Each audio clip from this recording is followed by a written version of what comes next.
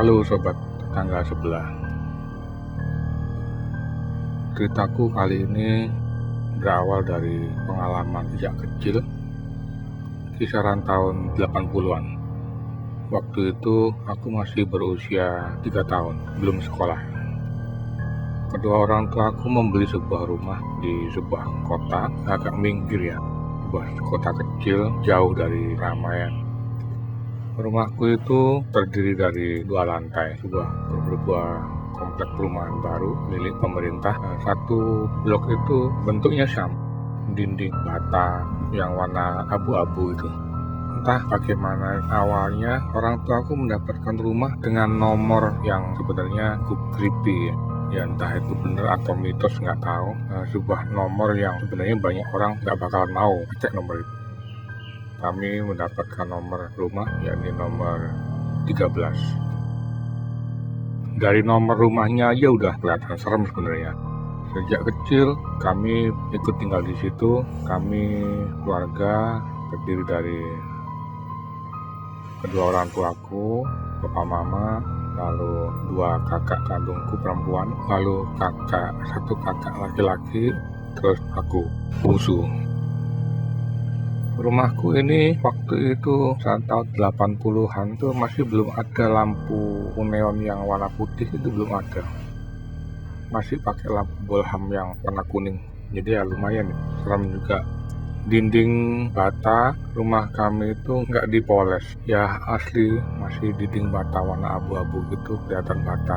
Lalu lantai atas nggak cor-coran semen, tapi terbuat dari kayu balok yang ditumpangi sama papan tripleknya. Jadi kalau ada orang yang jalan di atas atau ada aktivitas di lantai atas, yang di bawah pasti kedengeran.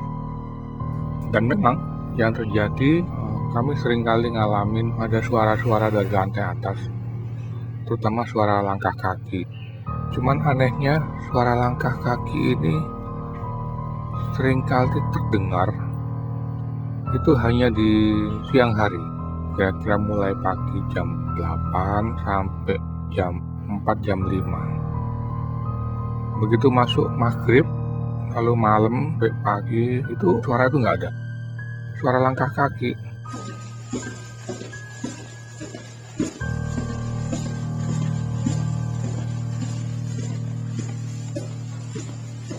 Kadang suara kayak orang lari. Kalau dilihat kita naik ke atas itu nggak ada orangnya. Ruangan atas di lantai 2 itu terdiri dari satu ruang keluarga. Lalu sisi kanannya itu ada 2 kamar besar yang ditempati, satu untuk orang tuaku, yang satu lagi untuk kedua kakakku perempuan. Dan yang seringkali terjadi suara langkah itu di ruang keluarga itu. Karena kan ukurannya kan panjang. Ya cuman anehnya itu seringkali terjadi itu hanya di siang hari. Kalau malam nggak ada malah. Perumahan kami ini bentuknya sama semua, dari ujung selatan sampai ujung utara itu bentuknya sama semua. Dan masing-masing rumah berdempetan. Biasanya kalau perumahan sekarang itu kan sendiri-sendiri tapi mepet, jadi dinding sama dinding itu kan mepet. Kalau dulu enggak, hanya terdiri dari satu dinding yang dipakai di rumah sebelah kiri dan rumah kanan gitu loh. Jadi dindingnya satu. Nah, seringkali yang terjadi sama juga, terjadinya tuh suka siang hari, itu ada suara diketukan palu di dinding. Dan suaranya itu cukup keras.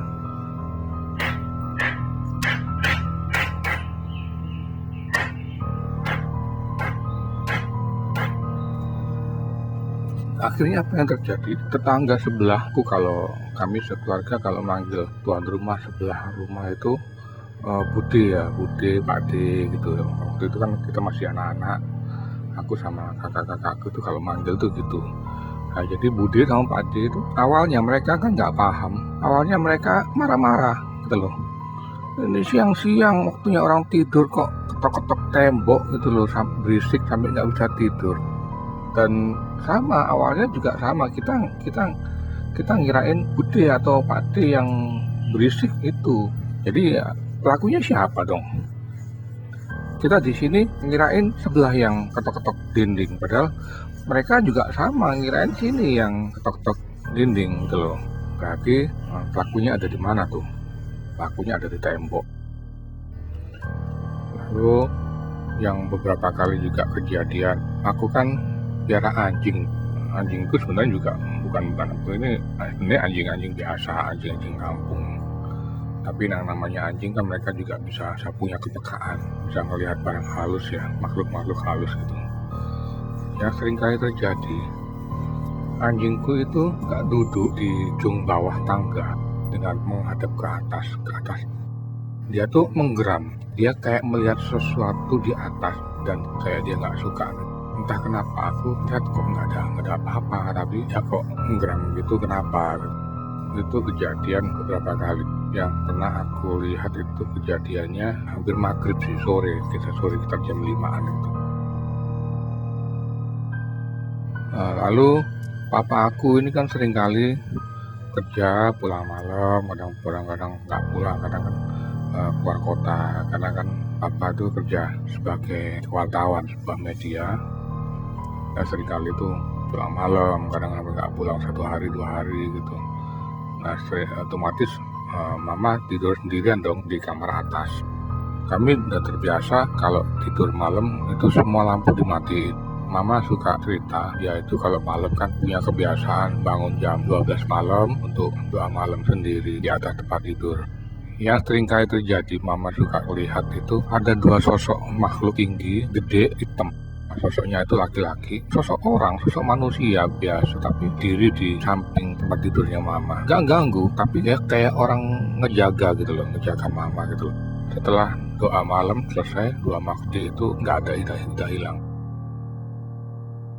Pernah juga ini kejadian, kami kedatangan saudara, anak dari papaku yang dari Ngawi, lagi laki-laki. Malam itu dia nginep kan di rumah aku.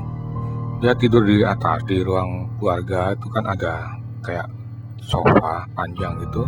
Dia tidur di situ. Malam itu dia kebangun karena dia ngerasa kayak ada sesuatu yang keluar dari kamar mamaku. Yang lihat kok ada orang laki-laki keluar dari kamar mamaku. Padahal kamar mama itu tertutup. Jadi nembus pintu gitu loh. Nembus pintu keluar lalu turun ke bawah lewat tangga. Nah, karena penasaran, saudaraku itu coba ngikutin siapa yang mungkin maling atau gimana, diikutin sama dia. Dia kan besar juga ya badannya, udah dewasa lah, dia berani. Kalaupun itu maling, dia berani hadapin kan gitu. Dia ikutin, sosok makhluk itu dia ikutin turun ke bawah. Ternyata sampai ke bawah, yang dia ikutin tuh hilang, nggak ada gitu loh. Dia cari-cari ke ruang tamu, ke ruang makan, ke dapur, kemana tuh nggak ada orang di situ, gelap, kondisinya gelap, nggak ada orang sama sekali. Dia akhirnya ketakutan. Saat itu juga dia pamit, dia ngebangunin mamaku, dia pamit pulang, dia nggak berani. Sejak saat itu dia nggak berani datang ke rumah. Nah, si papa kalau di rumah itu punya kebiasaan nonton TV sampai malam, bahkan sampai pagi, sampai si TV-nya ini kebalik. Jadi TV-nya ini yang lihat papa, bukan papa yang lihat TV. Sampai papa itu ketiduran lah, katakanlah begitu. Papa suka cerita, pernah suatu kali itu papa ngeliat TV sendiri, kan nonton TV-nya juga nggak seberapa dikerasin kan volume suaranya kan. Jadi ada apa-apa gitu papa masih dengar. Suatu ketika papa tuh nggak dengar kayak ada suara kelereng yang dijatuhkan ke lantai. Papa kan penasaran, ini papa tuh awalnya nggak ngirain aku kan tidur di bawah sama kakakku laki-laki di lantai bawah, dikirain aku di bawah. Kok jam segini udah malam kok belum tidur gitu loh. Coba dipanggil kok nggak ada suara. Dicobalah, papa akhirnya turun ke bawah. Dia coba nyalain lampu, nggak ada siapa-siapa. Dan dia tengok ke dalam kamarku, posisi aku sama kakakku tuh tidur dan kelereng itu juga nggak ada. Lalu menginjak aku umur berapa ya, aku lupa. Misalnya SMP lah, aku udah masuk SMP. Kakak aku laki-laki itu kan sama aku selisih berapa tahun ya, selisih 6 tahun atau 7 tahun. Nah, kakakku itu sekolah di kota lain, tinggal di rumah putih. Akhirnya otomatis aku di rumah ini, di kamar bawah itu aku tidur sendiri karena kakakku laki-laki kan nggak ada. Kedua orang tua aku di atas, kamar atas, sama kedua kakak perempuanku juga di lantai atas, di kamar atas. Aku di bawah sendiri. Itu aku belum tidur, antara tidur dan belum tidur ya, belum tidur, antara sadar nggak sadar itu aku kok mendengar kayak ada bisik-bisik, ada aktivitas apa di luar kamarku, entah itu di ruang tamu atau di ruang makan atau di dapur, kayak orang kotak-kotak kayak kayak lagi angkat-angkat meja atau apa atau ngeberesin sesuatu atau gimana gitu loh. Kayak aku penasaran ini siapa ya? Apa kakakku, apa papaku. Akhirnya aku bangun, aku turun dari tempat tidur, aku buka pintu kamar, aku cek kondisi gelap, nggak ada siapa-siapa. Ya waktu itu aku sama sekali nggak ada perasaan takut sih. Aku ngeliat kok nggak ada siapa-siapa, udah aku masuk lagi ke dalam kamar, aku tutup pintu. Di dalam kamar aku dengar lagi suara itu gitu loh. Sampai akhirnya aku ngantuk, aku ketiduran. Itu terjadi hampir hampir 1 minggu berturut-turut tiap hari, tiap malam. Kita ya pokok papa mama sama kedua kakakku udah naik ke atas jam 9, jam 10. Kan mereka udah naik ke atas semua. Nah, aku di bawah sendirian kan, jadi sekitar jam 10-an itu aku udah di bawah sendiri. Itu seringkali terjadi di jam-jam itu. Lagi zaman itu kan masih musim ini ya, ada tape kompo yang 2 box speakernya di kiri kanan bisa dipisah gitu loh. Papaku tuh punya tape kompo itu ditaruh di atas kepala tempat tidur. Box speakernya itu ditaruh di ujung kanan, satu di ujung kiri. Lalu tape komponya itu ada di tengah. Kalau papa nggak ada di rumah, papa lagi kerja, yang suka main muter musik itu aku. Apapun yang aku suka aku putar di situ. Meskipun itu kan di kamar mama ya. Suatu ketika itu, padahal kejadiannya masih pagi, masih sekitar jam 9, jam 10-an pagi, belum jam 9-an mungkin ya. Waktu itu aku masih SMP, aku muter musik, padahal nggak kenceng-kenceng banget aku putar musik. Lalu aku putar musik, aku turun ke bawah, kemainan di bawah. Jadi kan masih kedengar lah suara musik itu. Lalu tiba-tiba aku ngedengar suara glodak gitu. Kayak ada sesuatu yang jatuh, apa ya? Aku naik ke atas lewat tangga, aku masuk ke kamar mama. Aku lihat ternyata salah satu box speaker yang kalau nggak salah waktu itu aku ingat yang sebelah kiri. Salah satu box speaker itu jatuh. Untung jatuhnya itu kan ke tempat tidur mama kan, jadi nggak sampai rusak lah. Aku ngelihat angin juga nggak seberapa kencang, sepoi-sepoi biasa lah, kan masuk lewat jendela. Tapi kok box speaker ini kok jatuh gitu ya? Ya aku nggak seberapa mikir sih, karena waktu itu aku masih SMP ya, nggak seberapa mikir banget gitu loh, kenapa. Akhirnya aku naik ke tempat tidur, aku ambil box speaker itu, aku kembalikan ke tempatnya semula. Aku rapikan kabel-kabelnya, udah begitu selesai masih muter musik, masih nyala tuh.